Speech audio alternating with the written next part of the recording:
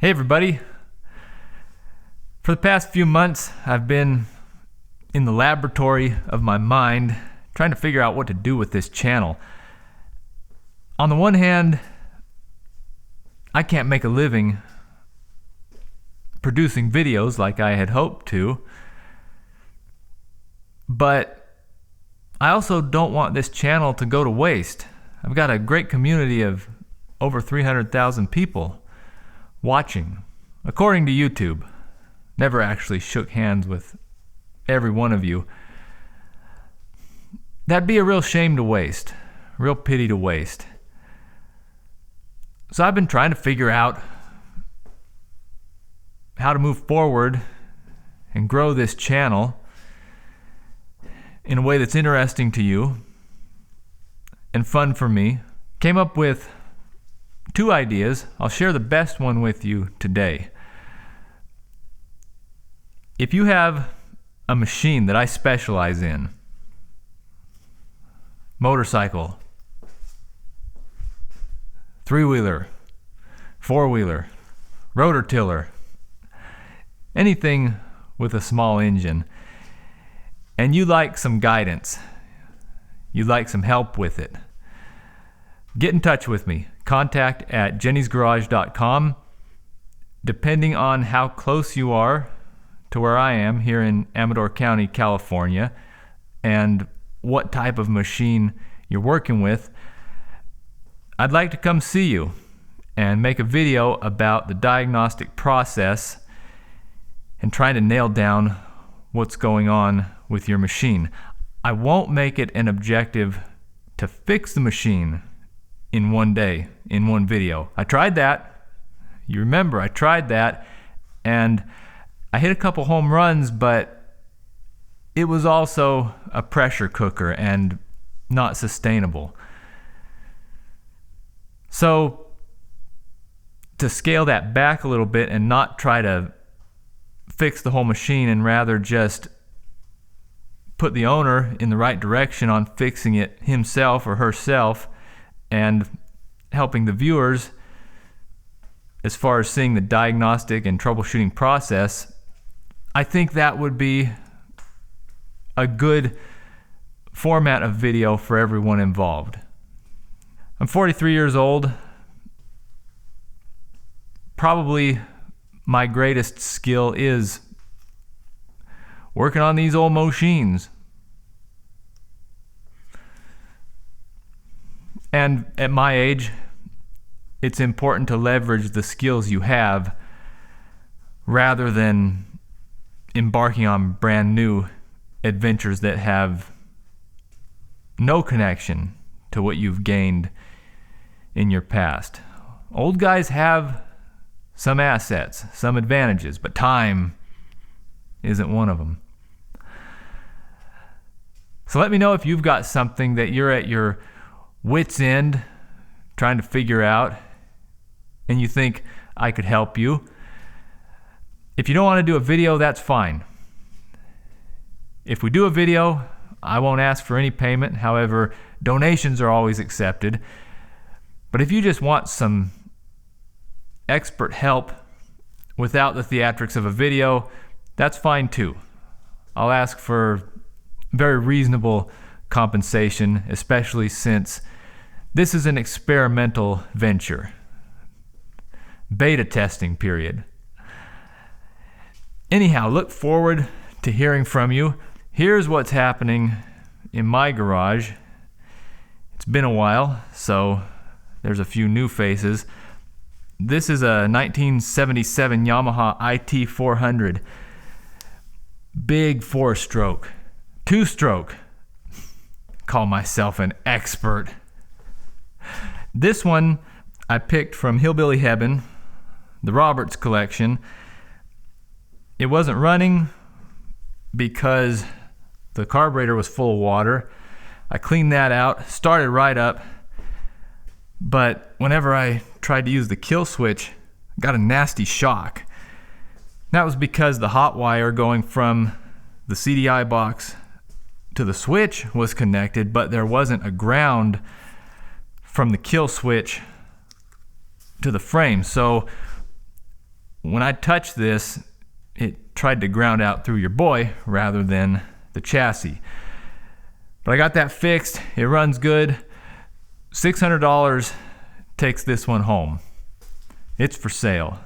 No title, mind. Best to sell this to someone either out of state or who just wants to ride it on their private property. This is the worst case scenario as far as the DMV because I don't have paperwork, but it's still in the system. So the only possible way to get a title is to somehow track down the last registered owner and get paperwork filled out by them, which is not worth anyone's time on a $600 motorcycle. This is a 1982 XL 500 I bought from my friend Gary up in Marysville. It's been an interesting case because the engine is completely stock except for a high-performance camshaft that somebody installed. So it wants to breathe. But this factory potato cannon is restrictive. If I take this off and run it straight through the header, it runs really well. But with this installed, it chokes it down, regardless of the jetting in the carburetor. I've tried all kinds of different jets. In fact, it's disassembled right now because I'm changing jets. I've also worked on opening this up, used the Dremel to open this up, and it was noisy inside when I took this off. There was a rattle. So I thought maybe there's a plug, maybe something's plugged in there. So I cut this off and pulled this out, a little sand shovel, and welded it back together. Made a little bit of a difference, but I still haven't got this running perfectly yet. Electrical system will need some tidying up too. Also got this from Robert, ATC 125M. When I brought it home, it had a flat front tire and the transmission was stuck in gear. It wouldn't shift gears, which made this very stubborn to get into the back of the truck. But we got it. Put a tube in the tire, made the transmission shift again. The problem with the transmission was the shift drum, which moves the shift forks around in the transmission, wasn't properly turning when the gear shifter was applied. There's a little star metal plate on the end of it that comes in contact with a spring-loaded roller.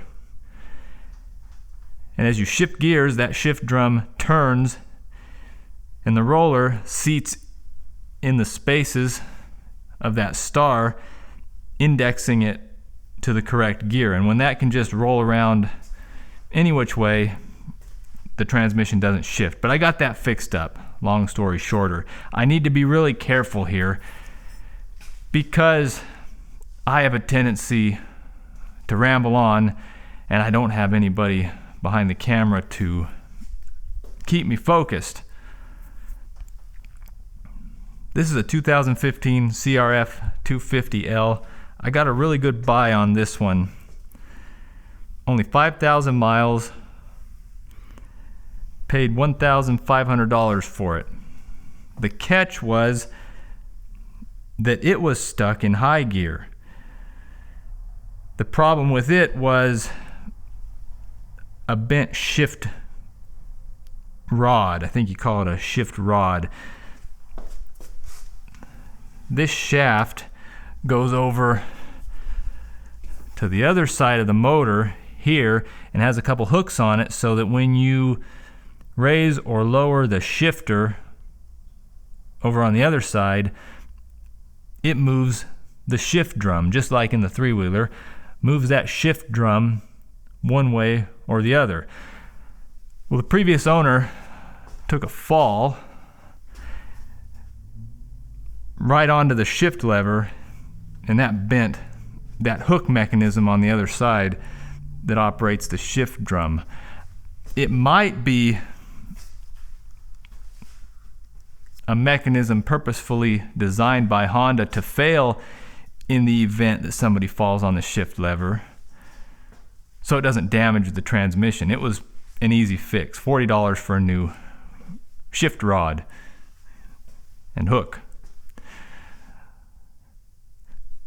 So if you've got a machine that you'd like me to have a look at, let me know. Maybe you're right on the verge of fixing it and you just need just a little help, or you don't know where to start. Sometimes we will fix the machine in one video and then I'll look like a hero. Everybody will be happy. Could just be a loose wire or 10. But that won't be the objective. The objective will be to troubleshoot, to try to get a clear head about things, and not waste time or money on processes that aren't productive. Thanks for watching.